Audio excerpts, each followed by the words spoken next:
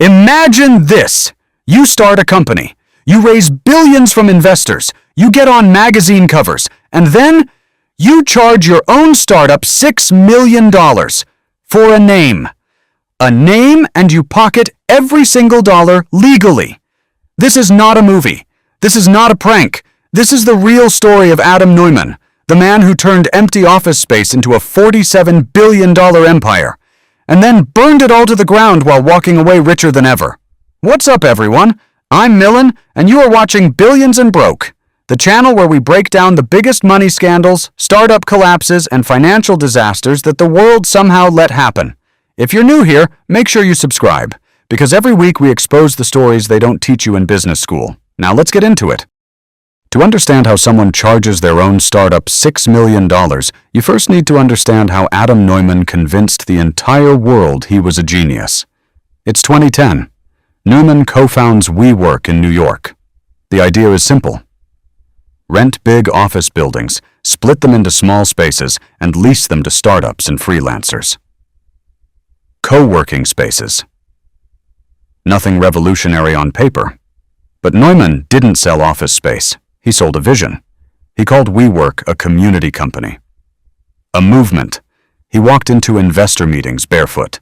He talked about elevating the world's consciousness. And somehow, it worked. SoftBank poured in billions. The valuation hit $10 billion, then $20 billion, then $47 billion.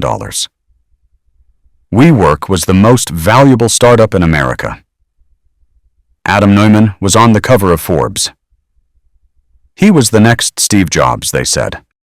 But here's where it gets interesting. While WeWork was growing, Neumann was quietly doing something that most founders would never even think of. When the company decided to rebrand from WeWork to the We Company, Neumann had already gone ahead and registered the trademark for the word we in his own personal name, not the company's, his. So now the company needed that trademark. And Neumann, the founder and CEO of that very company, charged them $6 million for a word, a two-letter word, we. The board approved it, the investors didn't stop it, the money moved. Neumann pocketed $6 million from the company he was supposed to be building for everyone else. Now, is this fraud? Technically, no, it was approved. But was it ethical?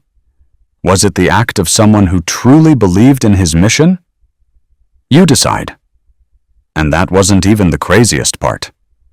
WeWork was also paying Neumann rent for buildings he personally owned and then leased back to the company. He was on both sides of the deal, making money coming and going. In 2019, WeWork tried to go public. And that's when the curtain finally dropped.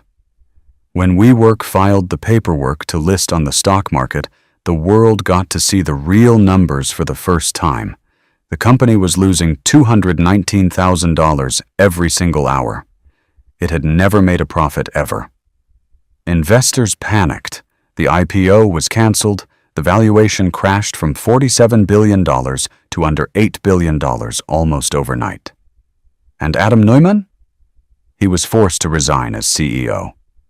Now, even after destroying the company, SoftBank paid Neumann nearly $1.7 billion just to walk away quietly. Consulting fees, stock buybacks, a golden exit. The man who charged his own startup $6 million for a trademark left with almost $2 billion in his pocket, while thousands of WeWork employees lost their jobs. So, what can we actually learn from this? Because it's easy to just say, Adam Neumann is a bad guy. But that misses the bigger picture. 1. Charisma is not the same as competence. Neumann was one of the most magnetic people in Silicon Valley. But charm doesn't pay salaries. Vision doesn't replace profit. 2. Investors stopped asking the hard questions. When someone is on magazine covers and raising billions, people stop doing due diligence. Nobody asked why the CEO owned the buildings the company was renting. 3. A founder's incentives need to be aligned with the company. When a founder can profit from the company failing, something is very, very wrong. Adam Neumann charged his startup $6 million for a two-letter word and walked away with nearly $2 billion. WeWork eventually filed for bankruptcy in 2023. The employees? Many of them got nothing. This is what happens when we confuse a great story with a great business, and this is exactly why this channel exists. So you don't get fooled. If this video made you think, smash that like button. Subscribe to Billions and Broke so you never miss the next story, and drop a comment below. Until next time, stay sharp, stay skeptical,